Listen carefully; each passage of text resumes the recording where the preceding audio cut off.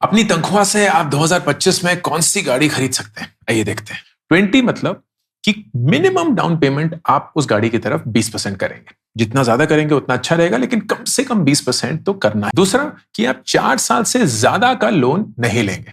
3 साल का ले सकते हैं, 2 साल का ले सकते हैं, 4 साल मैक्सिमम। 4 क्यों, 5 क्यों नहीं, 7 क्यों नहीं? क्योंकि 4 साल के बाद जितना भी आप ब्याज मतलब टोटल इंटरेस्ट आप बैंक को देंगे उस लोन को लेने की तरफ, वो इतना ज्यादा होगा कि गाड़ी तो हर साल अपनी वैल्यू में कम ही हो रही है, लेकिन ब्याज जो है वो उतना ही रह रहा है। It doesn't add up. And final 24-10 का वो ये बोलता है कि जो भी ईएमआई बैठेगी आपकी, वो आपकी महीने की तनख्वाह के 10% के अंदर अंदर होनी चाहिए। उससे ज्यादा होगी तो आपने बहुत ज्यादा लोन ले लिया है अपनी तनख्वाह को मद्देनजर रखते हुए। जुड़ के बहुत ज्यादा बन सकते हैं, तो सिर्फ गाड़ी का ही लोन या चलाने का खर्चा अगर हम लें तो वो 20% से ज्यादा नहीं होना चाहिए। तो फर्ज करिए कोई गाड़ी है 4 लाख रुपए एक शोरूम की, और उस पे जुड़ जाड़ के इंश्योरेंस, रोड टैक्स, वो सारी चीजें जोड़ के 50,000 रुपए और बनता है। मतलब ऑन रोड प्राइस आपका 4.5 लाख बनता है। ओके, डाउन पेमेंट 20% मान के चलते हैं, लेकिन इसमें हम हमेशा इंश्योरेंस और रोड टैक्स भी जोड़ेंगे क्योंकि उसके लिए हमें लोन नहीं मिलता है। तो हम बोलते हैं कि 1,30,000 रुपए हमारा टोटल खुद का खर्चा होगा, 80,000 रुपए की डाउन पेमेंट और बाकी की 50,000 रुपए जो ये इंश्योरेंस वगैरह देना है। तो हम 320 का लोन लेंगे, वही 4 साल के लिए लेंगे। मान के चलते हैं कि उसका ब्याज 8% है, मतलब टका या रेट ऑफ इंटरेस्ट 8% है। तो उसके हिसाब की आपकी ईएमआई बैठती है 7,812 रुपए। फिर हम गाड़ी चलाने के खर्चे को देखते हैं। तो क्योंकि ये 4 लाख रुपए की गाड़ी है तो माइलेज अच्छी ही होगी, 20 किलोमीटर प्रति लीटर मान के चलते हैं। हम ये भी मानते हैं कि पेट्रोल का जो दाम है वो करीब 100 रुपए है, जितना भी हो 95 रुपीज या जो भी 95 ले लेते हैं। और हम कितने किलोमीटर हर महीना करीब करीब चलते हैं, 500 मान के चलते हैं, ज्यादा भी हो सकता है। तो हमारे महीने के पेट्रोल का खर्चा बैठेगा 2,375 रुपए। फिर आता है मेंटेनेंस कॉस्ट, जो आपको हर साल बेयर करना पड़ेगा। वो मोटा मोटा जो भी व्हीकल की वैल्यू होती है उसका 0.5% बैठता है, क्योंकि शुरू में इतनी ज्यादा मेंटेनेंस या सर्विसिंग नहीं चाहिए होती है, कुछ तो फ्री ही होती हैं। तो 2,000 रुपए आप साल का मेंटेनेंस मान के चलिए। इसमें कोई डैमेजेस, एक्सीडेंट वगैरह नहीं इंक्लूडेड है, ये रेगुलर मेंटेनेंस है। और फिर इंश्योरेंस कॉस्ट, पहली इंश्योरेंस तो आपने पे कर दी, लेकिन उसके बाद हर साल इंश्योरेंस भी आपको पे करनी है। वो करीब 3% होती है व्हीकल वैल्यू की, तो करीब 13,500 रुपए उसकी इंश्योरेंस कॉस्ट होगी। ये सब जब आप इंक्लूड कर देते हैं, आपका टोटल साल का खर्चा आता है 1,37,746 रुपीज, जो कि आपकी एनुअल इनकम का 23% है। एंड इसके हिसाब से आप इन कंडीशंस में इस गाड़ी को नहीं खरीद सकते।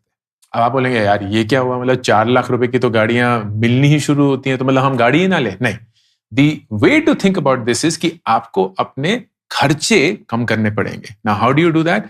अगर आप अपना डाउन पेमेंट बढ़ा दें, तो फर्ज करिए अगर ये डाउन पेमेंट 2 लाख रुपए से घटकर करीब 6,100 रुपए 3 हो गई है, 100 रुपए 3, 6,103 रुपए हो गई है। अब आप देखिए आपका टोटल साल का खर्चा 1,37,000 जो था उससे घटकर 1,17,000 हो गया, और अब 20% के अंदर अंदर है। मतलब इस कंडीशन में आप इस गाड़ी को ले सकते हैं। This is how you figure out whether कोई भी गाड़ी जो आप लेना चाहें, एंड गिवन द कंडीशंस की डाउन पेमेंट कितनी करेंगे, रेट ऑफ इंटरेस्ट वगैरह कितना है, can you afford the car और नॉट। लेकिन आजकल हिंदुस्तान में लीजिंग का ऑप्शन बन चुका है, जहां आपको गाड़ियां खरीदने की जरूरत नहीं है, आप उनको किराए पे ले सकते हैं। ये ओला उबर नहीं है, ये एक ऐसी गाड़ी होगी जो एक पैसेंजर नंबर प्लेट के साथ आएगी, आप ही के नाम पे आएगी, लेकिन आप टेक्निकली उसे खरीद नहीं रहे होंगे, पूरी की पूरी गाड़ी फाइनेंस होगी। So for 1 monthly rental cost you will get गाड़ी चलाने का ownership, plus maintenance fully paid by the company, plus insurance भी fully paid by the company। तो आप उनको कॉल करेंगे, बोलेंगे कि हमारी सर्विसिंग ड्यू है, वो आके ले जाएंगे, सर्विस करके वापस छोड़ देंगे। जब इंश्योरेंस रिन्यू करनी होगी आप बोलेंगे, वो आएंगे, इंश्योर करके वापस चले जाएंगे। एंड आपके पास वो गाड़ी जितने भी पीरियड के लिए आप उसको लीज करते हैं, आप ही के नाम पे होगी। मिनिमम आई थिंक 3 साल का होता है, मैक्सिमम 5 साल का होता है। एंड उस पीरियड के बाद वो गाड़ी आपकी नहीं रहती, आप उसको बेच भी नहीं सकते, आप वापस उसी कंपनी को दे देंगे। तो व्हाट आर द पॉजिटिव्स? ये है कि कोई डाउन पेमेंट नहीं करनी, तो मोटा सा कोई अमाउंट नहीं देना पड़ता है। दूसरा, हर 3 साल गाड़ियां आराम से बदल सकते हैं, विच इज गुड। तीसरा, इंश्योरेंस सर्विसिंग उसकी कोई चिक चिक नहीं है, एक ही कॉस्ट में महीने की सब कुछ इंक्लूडेड है, आपको सिर्फ पेट्रोल का खर्चा देना है या अगर आपके पास कोई ड्राइवर हो। लेकिन नेगेटिव्स क्या है? गाड़ी टेक्निकली आपकी नहीं है, क्योंकि 3 या 5 साल बाद या जब आपकी लीज खत्म हो जाएगी आपको गाड़ी वापस देनी है, तो आप उसको बेच नहीं सकते, सेकंड हैंड या रीसेल वैल्यू नहीं ले सकते, which is something that some people don't like. लेकिन अगर हम इसको मैथमेटिकली देखें, जज्बात ना लगाते हुए, तो how will that look?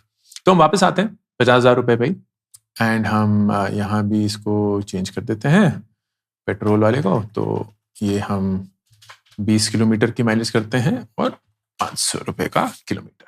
Okay, अब देखते हैं। तो कॉस्ट ऑफ कार जो है वो ऑन रोड वही 4.5 लाख रुपए है। अप्रोक्सीमेट जो लीजिंग कॉस्ट इसका होगा 3 साल के लिए, वो करीब करीब आप 11,000 रुपए महीना देंगे, जिसमें गाड़ी आपको मिलेगी, इंश्योरेंस होगा एंड आपके पास सर्विस या मेंटेनेंस भी होगी नहीं है। तो यहां देखेंगे अगर ये ऑल्टो 800 जिसका एक शोरूम करीब 3.5 लाख रुपए है, उसका मंथली रेंटल करीब 8,700 रुपए है। ये है अगर आप 5 महीने के लिए लेंगे, सॉरी 5 साल के लिए लेंगे, एंड मैक्सिमम आप 10,000 किलोमीटर पर साल चला सकते हैं। उससे अगर ज्यादा चलाएंगे तो आपको थोड़ा ज्यादा रेंटल देना पड़ेगा। तो मोटा मोटा यही होता है। तो 46 लाख का एक शोरूम है और ये है 1,11,390 रुपए के करीब, अगेन 5 साल का lease. So you can test out whatever it is, but just to give you an idea कि ये कैसे चलता है। तो करीब 10,625 रुपए। तो 3 साल का, अगर हम 3 साल के लिए मान के चलें, हम क्या क्या खर्चा करेंगे? तो सबसे पहले तो हम 3,80,000 रुपए के करीब इस EMI में देंगे। फिर हमारा इंश्योरेंस जो है उसका खर्चा बच जाएगा, फिर हमारा मेंटेनेंस जो है उसका खर्चा बच जाएगा। फिर मोस्ट इंपॉर्टेंट जो अपॉर्चुनिटी कॉस्ट है, जो आप यहां डाउन पेमेंट करने वाले थे 2 लाख रुपए की, ये 2 लाख रुपए की आपको डाउन पेमेंट नहीं करनी पड़ेगी। अब कायदे से इसको आपको कहीं डालना चाहिए एज एन इन्वेस्टमेंट, एंड मान के चलते हैं कि उस इन्वेस्टमेंट में हमें 10% रिटर्न मिलेगा। तो 3 साल में, एंड सिंपल इंटरेस्ट मान के चल रहे हैं, कंपाउंड इंटरेस्ट तो मैं लगा भी नहीं रहा हूं, 60,000 रुपए हम इससे भी कमाएंगे। तो हमारा टोटल जो खर्चा 3 साल में होगा वो होगा जो हमने EMI दी है माइनस जो हमारी ये सारी बचत हुई है, तो करीब 2,75,000 रुपए हमारा खर्चा होगा 3 साल का। अब यही गाड़ी अगर हमने खरीदनी हो तो क्या है? सबसे पहले तो हमें गाड़ी का प्राइस पे करना है 4.5 लाख रुपए, तो वो तो पूरा देना ही है। उसके बाद फिर हमें जो हमने लोन लिया है उस पे जो ब्याज है या इंटरेस्ट है वो चुकाना है, जो कि है अराउंड 43,000 रुपीज। फिर इंश्योरेंस अमाउंट जो है वो हमें देना है, फिर मेंटेनेंस जो है वो हमें देना है, और मान के चलते हैं कि हर साल गाड़ी की वैल्यू 15% कम होती है। तो 3 साल बाद इसी गाड़ी की वैल्यू करीब 2,75,000 रुपए होगी, जो लेट्स अज्यूम हम बेच देते हैं, हमारे को वो टोटल वैल्यू मिल जाती है। तो हमारा टोटल खर्चा 3 साल बाद 2,63,000 का होगा, which if you compare with this is lower,